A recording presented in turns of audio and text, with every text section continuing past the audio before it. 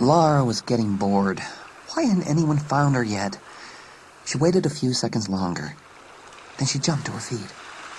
There was a movement in the far back corner of the graveyard where the wall stopped. Lara raised the hem of her dress and walked lightly across the graves.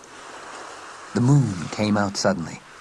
She saw something flash in its light and heard a sound, a sort of muffled ripping sound. Slowly she rounded the corner of the wall. Wills?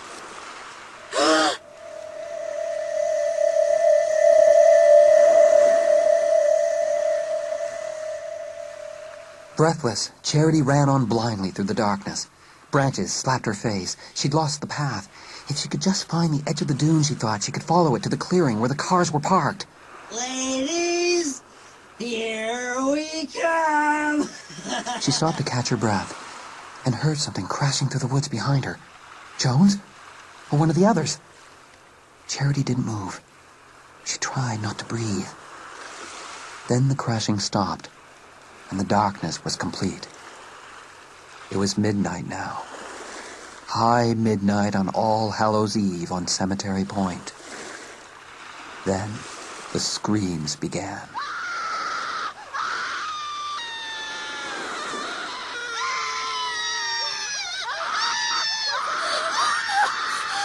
Cher put her hands over her ears and ran, not caring what was behind her, not caring what was ahead. She ran blindly, punching her way through the trees, until something caught her by the ankle. And the darkness came up to meet her.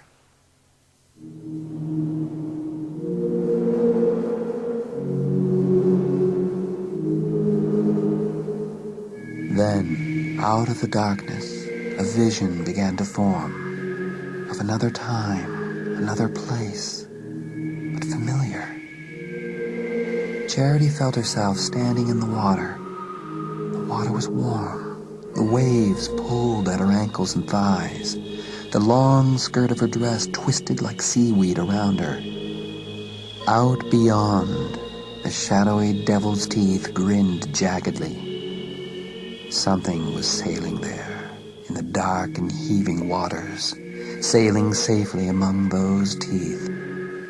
Something was hunting out there, and she was waiting for it. Then the water turned to ice around her thighs, and the wind laid cold, wet hands against her cheeks and froze her breath, and she couldn't move. It had come.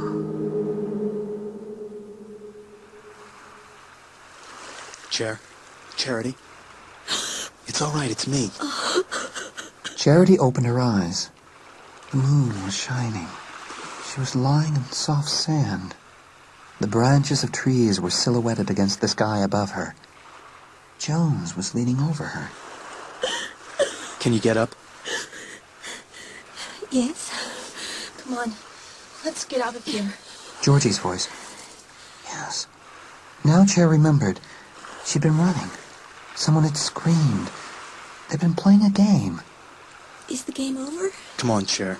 Here, lean on me. I'm fine. Really. They moved towards the cars. Someone stepped ahead of Cher and opened a door. Other figures hurried by her. Grotesque figures. Santa Claus, and a Spider-Woman, and a pirate captain. Halloween. That's right, it was Halloween.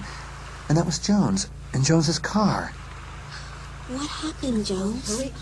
Oh, for God's sake, let's just get in the car! Come on. Right, let's move. Grabbing the dash to keep her balance, Cher turned to look back. In the seat behind her, outlined in the headlights of the car behind them, sat Lara and Cindy and Foy. Where's Jane? In one of the other cars, Stades. And the others? What about... Georgie Porgy is with Dorian, okay? And Rick is probably with them if he isn't with Dave. And Wills? What about Wills? He's dead. Wills is dead. Dead? Yeah. For the first time, Cher noticed the dark stains on Lara's pink princess dress. That can't be blood, she thought. This is a joke. A bad Halloween joke. Cher, he was ripped up pretty bad. How do you know that, Jones? Oh, that's right. You stayed. You stayed and looked at him. That's better than running away. Wills was on the ground. Laura was over him screaming. I pulled her away and tried to see if he still had a pulse or anything. He was still moving. Sometimes that happens even after a person is dead. Stop it! All of you! friends? We don't know, Chair. The streets of Point Harbor were almost empty now, but jack-o'-lanterns still burned in the windows. Jones turned down the street by City Hall and eased the car to a stop outside a low, brightly lit building. That's the police station. What did you expect, Cindy? We have to report a murder.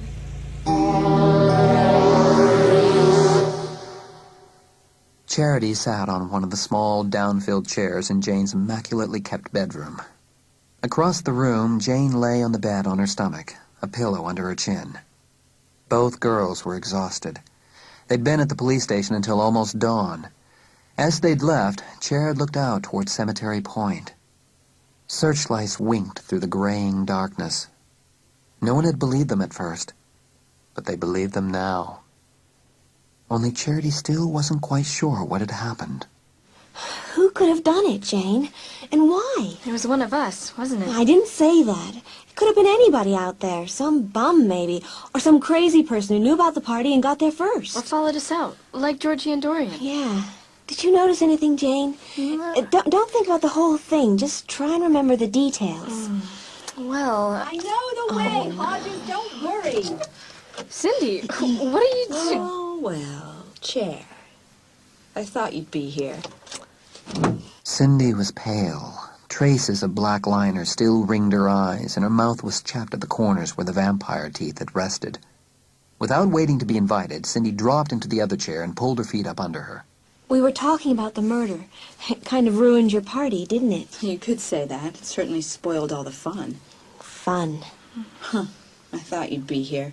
Both of you. That's why I came. Why? Because Wills is dead, and maybe someone might think it was my fault. Is it? Chair. It's okay. You're a witch, Chair, but at least you're consistent. In a funny way, I trust you. I stick to trusting my friends. Friends? What friends? But Laura's... Laura's home doing the grief number with the help of the doc's prescriptions. And you're here. Why? The cops think I set the whole thing up. The party, the games. The murder? Yes, to get even with Wills, to pay him back for us splitting. Someone told them all about it. I didn't. You wouldn't. People like you, Jane, don't gossip, and Cher wouldn't either, because she doesn't like me. Sort of like a weird code of honor, am I right? I didn't say anything to the cops. See what I mean? But, Cindy, everyone knew about you and Wills. They said you'd had a big fight. Wills had a big mouth. All he wanted was to be somebody famous, even if it was only for going out with me. You were just using him, too. So, I'm not on this earth to get married and have babies. And anyway, it was mutual. I just wish I'd dumped him first. I could have killed him for that. Cindy. I could have killed him, but I didn't. Now I've got to prove that I didn't, and the only way to prove it is to find out who did.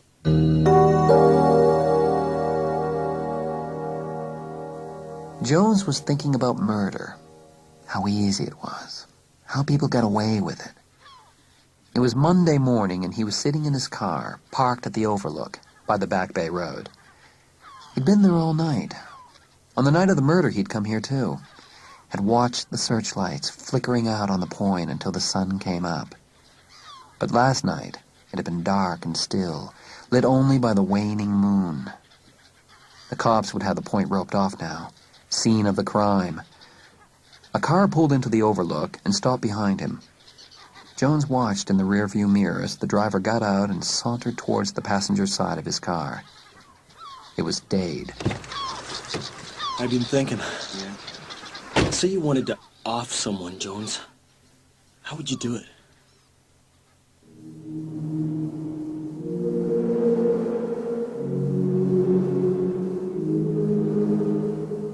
Charity was dreaming again. She knew she was dreaming. She knew the dream. She'd been there before, that night on the point when she'd been running away from Cindy's party. But this time, she wasn't in the water. She was on the dunes above, looking out to sea. Under the waning moon, the devil's teeth glistened with unholy light. The somber, heavy wool dress she was wearing didn't warm her. She was cold to the heart. But he was out there, waiting for her to call him to her.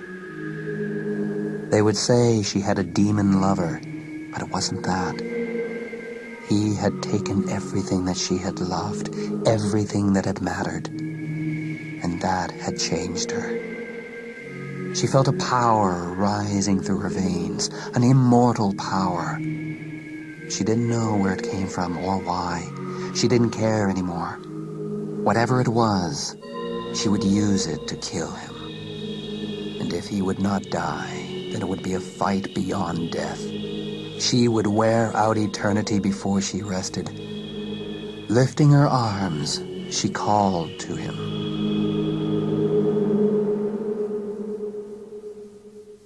Cher woke in her bed. Her arms were raised, as if she wanted to pull the darkness to her and hold it tight, like a lover. No. What was happening to her? Why? She had to stop it. She had to fight it.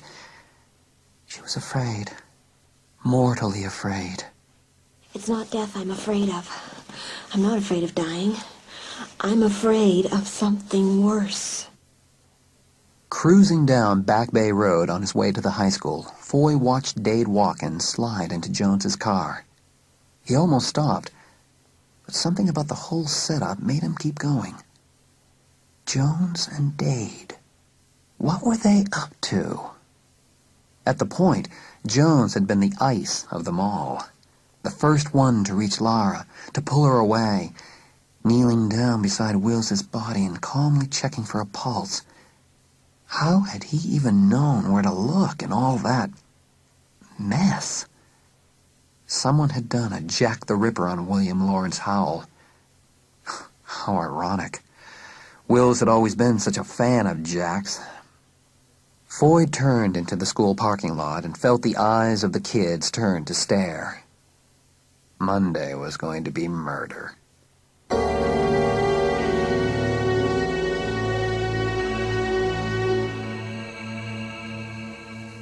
Charity was in the gloomy basement of the Point Harbor Public Library. She'd come straight there after school.